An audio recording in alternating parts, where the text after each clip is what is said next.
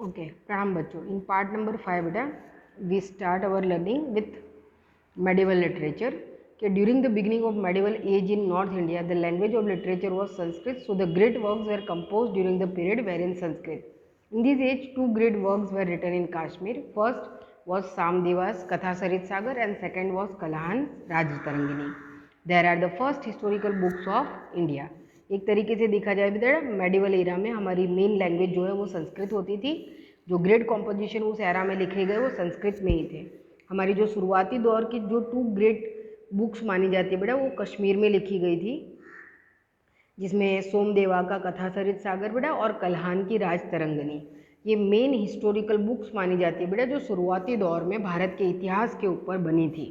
अब आप अंदाज़ा लगा सकते हो बेटा, यहाँ पे कश्मीर आपको दिख रहा है क्योंकि हमको पता है कि जो एंसेंट इंडिया है बेटा उसमें जो ब्राह्मण पीपल होते थे उनके लिए मेन जो लैंडमार्क था बेटा वो कश्मीर ही था. बराबर, वो कश्मीर में ही ज़्यादातर आप कश्मीरी पंडित है ना, क्योंकि हम देख सकते हैं कि अरेबिक कंट्रीज़ और नीचे का जो अभी का भारत है बेटा, भारत तो पहले बहुत अफ़गानिस्तान तक फैला हुआ था. 9th सेंचुरी तक हमारे पंजाब के जो शासक थे सतपाल, उनका शासन हुआ करता था अफ़गानिस्तान के ऊपर. तो हम मान के चल सकते हैं बेटा कि कल्चर्स कैसे जुड़ा हुआ था, हमारा देश कितना बड़ा था. लेकिन धीरे धीरे ये सिकुड़ता चला गया बेटा, बहुत कुछ हमसे छूट गया. तो यहाँ पे हम कश्मीर का इम्पोर्टेंस देख सकते हैं बेटा. कम्प्लीटली उस समय वहाँ पे ब्राह्मण पीपल ज़्यादातर हुआ करते थे और संस्कृत का वहाँ पे बेटा एक तरीके से ग्रेट वे में जो है बेटा लिटरेचर को बनाने में, क्रिएशन करने में यूज़ हुआ था, क्योंकि उनकी ब्राह्मणों की भाषा मानी जाती है संस्कृत जो है बेटा. और यहाँ पे हम देख सकते हैं कि हमारी जो ग्रेट हिस्टोरिकल बुक्स है जो शुरुआती दौर के भारत के आगे के इतिहास के बारे में बताती है बेटा, वो भी कश्मीर से ही सोमदेवा ने लिखी थी, जिसमें कथा सरित सागर और कल्हान की राज तरंगनी है. तो अक्सर आपको ऑब्जेक्टिव क्वेश्चन में आता है बेटा कि India's first historical books name, then Katha Sarit Sagar and Raj Tarangini. Okay, अब उसके बाद देखो बेटा लिखा हुआ है कि another famous work of this time is Geet Govind by Jayadev, which is one of the first poem in Sanskrit literature. As we have said before, this was the period when the Upabram language had started developing in modern Indian language. ठीक है बेटा, जयदेव का गीत गोविंद बहुत ही famous है. इसकी बहुत सारी पोएट्रीज हैं, पोएम्स है बेटा, है ना, कविताएं जो संस्कृत में लिखी गई थी, लेकिन आज भी जो है ये म्यूजिक आर्ट में बहुत यूज़ होती हैं. और यही वो टाइम पीरियड था बेटा जब अपब्रह्म लैंग्वेज, यानी कि अपब्रह्म लैंग्वेज का मतलब होता है बेटा कि संस्कृत को थोड़ा सा और भी ईजी फॉर्म में लाया गया. यहीं से मान सकते हैं कि हम हिंदी की शुरुआत हुई बेटा. ओके, तो यहाँ पे हमको देखो जस्ट इसके बाद हिंदी का फॉर्म दिख रहा है कि one of the earliest works in early form of Hindi was Prithviraj Raso by Chand Bardai. The work that mark the beginning of the Hindi literature deals with the heroic deeds of Prithviraj Chauhan. Okay, अब यहाँ पे हम देख सकते हैं बेटा कि हिंदी लिटरेचर की शुरुआत होती है और उसमें जो फर्स्ट एक बड़ी जो है बेटा किताब निकल कर आती है वो चांद बरदई के थ्रू लिखी हुई पृथ्वीराज रासो है. पृथ्वीराज चौहान बेटा, आपने इनकी स्टोरीज, सीरियल्स, मूवी सब देखा होगा कि कितने ग्रेट रूलर थे, है ना. दिल्ली पे शासन किया करते थे बेटा. इंडिया के ग्रेट एम्पीरियर माने जाते थे वो, एक तरीके से देखा जाए तो सम्राट माने जाते थे वो. और उनके जो बहुत ही ट्रस्टेबल मिनिस्टर थे बेटा चांद बरदई, जिनके पास हर तरीके का नॉलेज था बेटा, हर तरीके का. चांद बरदई अपने आप में बेटा एक यूनिक पर्सन थे. उनके पास हर तरीके का, आप रेखा गणित की बात करो, आप अर्थशास्त्र की बात करो, आप अंक शास्त्र की बात करो, एस्ट्रोलॉजी की बात करो, एस्ट्रोनॉमी की बात करो, वो मतलब एक तरीके का ऐसा विद्वान इंसान था बेटा. और जो पृथ्वीराज चौहान के वो दोस्त भी थे, उनके मिनिस्टर भी थे. वो एक तरीके से स्पाई की तरह जासूसी भी करते थे और इसी वजह से पृथ्वीराज चौहान बेटा भारत के ऊपर एक तरीके से अपना साम्राज्य बना पाए थे. लेकिन पृथ्वीराज चौहान बेटा जो घोरी के साथ जिनकी 3 बार वॉर हुई, उन्होंने घोरी को जो है, अब घोर वंश जो है अरेबिक, अगर अफगानिस्तान से आगे जाओ तो बेटा घोर आता है, वहाँ का राजा था मोहम्मद घोरी, जो बार बार आया दिल्ली पे शासन करने के लिए और पृथ्वीराज ने उसको 3 बार खदेड़ दिया था. लेकिन यहाँ से स्टोरी में एक टर्न आता है बेटा. पृथ्वीराज चौहान जो कि उनका जो नेबरिंग स्टेट था बेटा, यानी कि उस समय कंट्री कन्नौज, कन्नौज के राजा थे बेटा जयचंद राठौड़, जिनकी पुत्री का नाम था संयोगिता. अब संयोगिता और पृथ्वीराज चौहान बेटा विवाह करना चाहते थे, लेकिन जयचंद जो है वो पृथ्वीराज से बहुत नफरत करते थे, बराबर, और वो अपनी पुत्री का विवाह उनसे नहीं करना चाहते थे. उन्होंने अपनी पुत्री का स्वयंवर रचा और स्वयंवर के अंदर उन्होंने सभी राजपूत राजाओं को निमंत्रण दिया, पर पृथ्वीराज को नहीं दिया। और ये बात फिर पृथ्वीराज के जो गुप्तचर थे उन्होंने पृथ्वीराज तक पहुंचाई। संयोगिता को भी पता चला कि मेरे पिता ने उनका ऐसा अपमान किया है, और अपमानित तो किया बेटा, इसके साथ साथ उन्होंने क्या किया कि जो स्वयंवर था उसका जो हॉल बना हुआ था, उस हॉल के जो गेट पे दरबान खड़ा रहता था, बराबर गार्ड्स खड़े रहते थे, तो उन्होंने पृथ्वीराज का पुतला बनवाया उस गार्ड के भेष में, पूरा उसी तरीके के कपड़े वगैरह, और वो भाला लेके खड़ा हुआ उनको अपमानित करने के लिए कि सारे राजपूत राजा बैठे हैं और पृथ्वीराज चौहान जो है एक गार्ड के रूप में गेट पर खड़े हैं। ये बात भी संयोगिता को पता चलती है, पृथ्वीराज को भी पता चलती है। तो जो है स्वयंवर का दिन आता है, संयोगिता आती हैं, एक के बाद एक सारे राजपूत राजाओं के सामने से वो गुजरती है बेटा, अपन किसी के गले में वो वरमाला नहीं डालती हैं।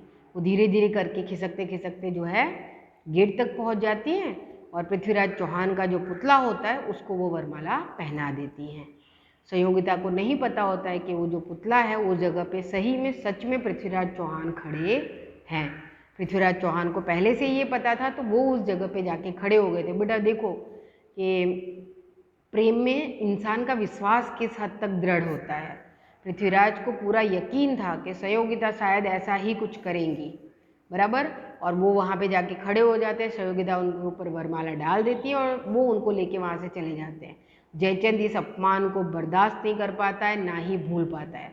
अब वापस से घोरी की एंट्री होती है, देखा ना एकदम बिल्कुल कैसा फिल्मी है एकदम, बराबर। दुनिया के बहुत ही वैसी लव स्टोरीज में बेटा पृथ्वीराज चौहान और संयोगिता की कहानियाँ मशहूर हैं, बराबर। चांद बरदई और पृथ्वीराज चौहान की दोस्ती मशहूर है, और जयचंद के साथ उनकी दुश्मनी भी मशहूर है, घोरी के साथ भी, बराबर। तो यहाँ पे हम समझ के चल सकते हैं कि फिर जयचंद ने ठान लिया कि अब पृथ्वीराज का मुझे कुछ ना कुछ तो करना है। उसने घोरी से हाथ मिला लिया। घोरी और जयचंद ने दिल्ली के ऊपर कुछ समय के बाद आक्रमण कर दिया। पृथ्वीराज चौहान उस समय बेटा संयोगिता के साथ उनका विवाह हो गया था, तो वो थोड़ा सा लाइटली ले रहे थे। उन्होंने कभी नहीं सोचा था कि जयचंद जो संयोगिता के पिता हैं वो इस तरीके से उनका वो करेंगे, और एक तरीके के वो भ्रम में रह गए, तैयारी पूरी नहीं थी, और पृथ्वीराज चौहान उस वॉर में हार जाते हैं। जिस घोरी को उन्होंने 3 बार अफगानिस्तान के बॉर्डर से आगे तक खड़े दे रहा था, उस घोरी से वो हार जाते हैं, क्योंकि दोनों तरफ से उनके ऊपर अटैक होता है। तो यहाँ पे अब घोरी जो है बेटा इतना क्रूर शासक था कि वो सब कुछ चितिर बितिर करके देता है, जो पृथ्वीराज चौहान को बंधक बना लेता है। वो पृथ्वीराज चौहान की बेटा आँखें निकाल लेते हैं, क्योंकि पृथ्वीराज चौहान बेटा शब्द वेदी बाण चलाते थे। वो बिना देखे जो है बाणों को चलाते थे। वो अर्जुन की तरह ही बेटा ग्रेट आर्चर माने जाते थे, और घोरी ने जानबूझ के उनको बंधक बनाने के बाद उनकी आंखें निकलवा ली। वो उनको लेकर चला गया। हालांकि बाकी कोई नहीं जानता था कि वॉर के बाद पृथ्वीराज का क्या हुआ, लेकिन चांद बरदई को भरोसा था कि पृथ्वी आज भी जिंदा है, और बरदई ने ठान लिया कि मैं पृथ्वीराज को वापस लेकर जरूर आऊँगा। चांद बरदई ने पूरी तैयारी की। उन्होंने पृथ्वीराज रासो इसी टाइम पीरियड में लिख डाली। अब जो घोर वंश जाते समय उन्होंने अपने पुत्र को वो किताब सौंपी। उन्होंने कहा कि शायद मैं अब कभी वापस ना आ पाऊँ। ये जो मैंने किताब लिखी है, ये किताब दुनिया को बताएगी कि पृथ्वीराज चौहान कौन थे, कैसा ग्रेट वॉरियर था, कैसा ग्रेट रूलर था, कितना महान राजा था। ये किताब वो दुनिया को बताएगी, और मैं जा रहा हूँ पृथ्वी को छुड़ाने। चांद बरदई बहुत लंबे समय बेटा, उस ज़माने में तो दिल्ली से लेके घोरवंश तक जाना, अफगानिस्तान पूरा पार करके उधर जाना बेटा कितना टाइम लगा होगा, कितने महीने और साल भर की जर्नी तय करते हुए कुछ महीनों के बाद वो घोरवंश पहुँचे। चांद बरदई बहुत इंटेलिजेंट थे, सब चीज़ों का नॉलेज था उनके पास बेटा। बरदई ने जाके पहले देखा कि घोरवंश के लोग कैसे हैं, बराबर। तो उन्होंने देखा कि यहाँ के लोग अनपढ़ गंवार हैं, किसी चीज़ के बारे में नहीं जानते, इनको ज्योतिष शास्त्र नहीं पता है, इनको देखा जाए तो बेटा एस्ट्रोनॉमी के बारे में कोई जानकारी नहीं है, एस्ट्रोलॉजी के बारे में कोई जानकारी नहीं है, बराबर। बहुत ही अलग से लोग हैं जो दुनिया के किसी उस चीज़ के बारे में इनके पास कोई वो नहीं है। तो इसी बात का फ़ायदा बरदई ने उठाया। वो थोड़े दिन तक मार्केट में दुकानदारों से घुलने मिलने लगे, अपनी पहचान बनाने लगे, बराबर। जासूस तो वो थे ही, एक तरीके से भेष बदलने में माहिर थे। फिर उन्होंने क्या किया कि उस मार्केट में बेटा एक कोने में वो भी बैठना शुरू कर दिया, लोगों के हाथ देखते, रेखा गणित देखते उनका, और कहीं न कहीं उनको जो है उनका भविष्य बताते, पास्ट में क्या हुआ ये बताते, और लोग जो है उनसे बहुत ज़्यादा प्रेरित होने लगे, प्रभावित होने लगे। वो लोगों को जो बताते वो सही निकलने लगा, क्योंकि उनके पास तो नॉलेज था, एस्ट्रोनॉमी एस्ट्रोलॉजी दोनों का ही नॉलेज था उनके पास। तो वो तो नक्षत्रों भी दशा बताते थे बेटा, वो एक तरीके से देखा जाए तो हाथों की रेखा के को भी पढ़ सकते थे। तो लोगों का विश्वास बढ़ता गया। ये बात मोहम्मद घोरी तक पहुंची कि अरे एक बाबा जो हैं वो आके बाज़ार में बैठते हैं और बहुत ही सटीक जो है भविष्य भी बताते हैं, और जो भूतकाल में हो गया है वो भी बहुत सही बताते हैं। आखिर घोरी भी थोड़ा थोड़ा उनकी कहानियाँ सुनते सुनते उसको भी ऐसा हुआ कि भाई इतने बड़े बाबा हैं तो उनको बुलाओ। घोरी उनसे खुद मिलते हैं। घोरी भी बहुत प्रेरित हो जाते हैं उनसे। वो मोहम्मद घोरी को बहुत सारी ऐसी चीज़ें बताते हैं, और वो उसमें एक वो चालाकी करते हैं। उस समय बेटा जो है ग्रहण लगने वाला होता है, चंद्र ग्रहण का दिन आ रहा होता है नज़दीक, कुछ 2-3 दिन के बाद ही होता है। तो घोरी बोलते हैं कि मैं कैसे मान लूँ कि आप इतने ग्रेट जो है संत हैं। तो उन्होंने बोला कि मैं 3 दिन के बाद मैं मेरी शक्तियों से चंद्रमा को कुछ समय के लिए गायब कर दूंगा। तो अरे बोले कि ऐसा कैसे हो सकता है? बोले कि नहीं, मैं कर सकता हूँ, मेरे पास दिव्य शक्तियाँ हैं। घोरी मान जाता है, और चांद बरदई को तो पता होता है कि चंद्र ग्रहण लगने वाला है। वो क्या करते हैं, 3 दिन के बाद बिल्कुल वही समय, सटीक समय उनको पता रहता है बेटा, वो तो साइंस के इतने ग्रेट मतलब वो थे, नॉलेज बहुत था उनके पास। बिल्कुल वही टाइम बताते हैं, चंद्र ग्रहण लगता है, कुछ समय के लिए अंधेरा बिल्कुल वो छा जाता है सब कुछ, और घोरी मान जाता है कि सही में ये ग्रेट संत हैं। अब तो घोरी बिल्कुल उनका एक तरीके से जो है गुलाम बन जाता है, वो जो बोलते हैं वो करते हैं। चांद बरदई को तो यही चाहिए था, बराबर छुपे भेष में वो घोरी के कोर्ट तक पहुंच गए, घोरी के विश्वासु बन गए। अब मोहम्मद घोरी ने अपने सारे मिनिस्टर, सोल्जर सबको ये कह दिया कि भाई ये बाबा जो बोले वो करने का, जैसा बोले वैसा करने का। वो घोरी को जो वॉर लड़ने के लिए बोलते, सबका रिजल्ट पॉजिटिव आने लगा। अब चांद बरदई ने जो भरोसा हासिल करना था कर लिया, उनको सब जगह आने जाने की छूट मिल गई। धीरे धीरे बरदई जो है बेटा, जो घोरी का जेल था जहाँ पे वो बंधक बना के रखता था सबको, वहाँ पे उन्होंने जाना शुरू कर दिया। अब जब वो उन जेलों में जानते पृथ्वीराज को ढूंढने के लिए, तो वो राजस्थानी लैंग्वेज में बेटा ना गाने गाते, धीरे धीरे गाने गाते। उनको पता था कि अगर पृथ्वी तक मेरी आवाज़ पहुंची तो पृथ्वी जरूर मुझ तक पहुंचने की कोशिश करेगा। एक दिन धीरे धीरे कुछ दिन बीतते हैं। एक दिन ऐसा ही होता है कि वो जेल के मतलब एकदम किनारे तक अंदर तक जाते हैं जहाँ पे बहुत स्ट्रिक्ट वो होता है, लेकिन बरदई को तो सारी छूट मिल चुकी थी। वो गार्ड्स वगैरह को भी प्रभावित करते, वो भी उनके वो बन गए थे। एक दिन वो ऐसे ही जो है बेटा चलते चले जा रहे थे, राजस्थानी लैंग्वेज में गाना जो है गुनगुना रहे थे, और अचानक एक सेलर जैसा था, उसके ऊपर छोटी सी खिड़की होती थी, बिल्कुल अंधेर कोठड़ी थी। उसमें से 2 बिल्कुल जंजीरों से बंधे हुए हाथ बाहर निकलते और जो है चांद बरदई का पाँव जो है पकड़ लेते हैं।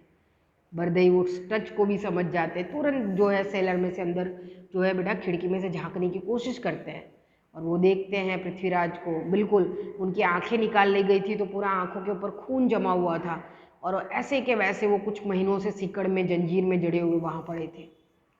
चांद बरदई बहुत दुखी होते हैं पृथ्वीराज को इस हालत में देखते हैं।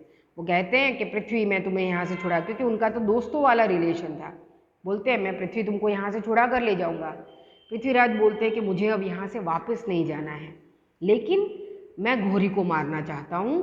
कुछ इस तरीके से प्लान बनाओ कि मैं घोरी को मार सकूँ। चांद बरदई बोलते हैं कि मुझे कुछ दिन का समय दो, मैं प्लान तैयार करता हूँ और तुम उस हिसाब से फॉलो करना। फिर एक दिन ऐसा होता है, कुछ दिनों के बाद चांद बरदई को मौका मिलता है। वो घोरी को बोलते हैं कि क्यों ना एक आर्चरी का कंपटीशन करवाया जाए। घोरी मान जाता है। फिर वो बातों ही बातों में बोलता है कि मैंने सुना है कि तुमने किसी भारत के राजा को यहाँ बंधक बना के रखा है, और उसके बारे में मैंने सुना है कि वो बिना देखे जो है आर्चरी मतलब धनुर्विद्या जानता है, बिना देखे जो है वो बाण चलाता है। बोले हाँ, वो दिल्ली का शासक पृथ्वीराज चौहान मेरा बंधक है। तो बोले उसको भी बुलाओ, देखा जाए कि अब तो उसकी आंखें नहीं है, क्या वो अभी भी चला सकता है बाण। तो घोरी बोलता है हाँ क्यों नहीं। तो वो उस कंपटीशन में पृथ्वीराज चौहान को भी लेके आते हैं। बरदई तो यही चाहता था। अब धीरे धीरे जो है बेटा शब्द जो है सारे कॉम्पिटिटर आते हैं, पृथ्वीराज चौहान का नंबर आखिर में आता है। बरदई जो है, पृथ्वीराज चौहान और बरदई को तो पता था कि क्या करना है। बराबर। अब यहाँ पे देखो चांद बरदई जो है अपनी वापस उसी राजस्थानी भाषा का उपयोग करते हैं। जब चौहान का नंबर आता है, जो घोरी होता है बेटा वो सामने की तरफ बड़े से टीले के ऊपर महल में जो झरोखा होता है उस पर बैठा होता है। जब पृथ्वीराज का नंबर आता है तो चांद बरदई उनको बोलते हैं कि एक बांस, ठीक है, 2 हाथ 4 बिस्सा, एक बांस जैसी लंबाई है, उसके ऊपर 2 हाथ जितना ऊंचा है, उसके ऊपर 4 जो है बेत है, यानी अपनी जो उंगल बेत मानते हैं वो, ऊपर बैठो सुल्तान मत चूके चौहान। एक बांस 2 हाथ 4 बिस्सा, ऊपर बैठो 4 बेत, ऊपर बैठो सुल्तान मत चूके चौहान। और पृथ्वीराज बिल्कुल मेजरमेंट समझ जाते हैं कि घोरी कहाँ बैठा है। टारगेट बिल्कुल घोरी के झरोखे के साइड में लगाया गया था। पृथ्वीराज जो है बेटा उस टारगेट को जो है वो टारगेट करते हैं। घोरी इतना ज़्यादा मतलब एक्साइट हो जाता है जब देखते हैं कि पृथ्वी ने एग्जैक्ट टारगेट जो है वो कर लिया है, और वो उसके मुंह से आवाज़ निकल जाती है शाबाश पृथ्वी शाबाश।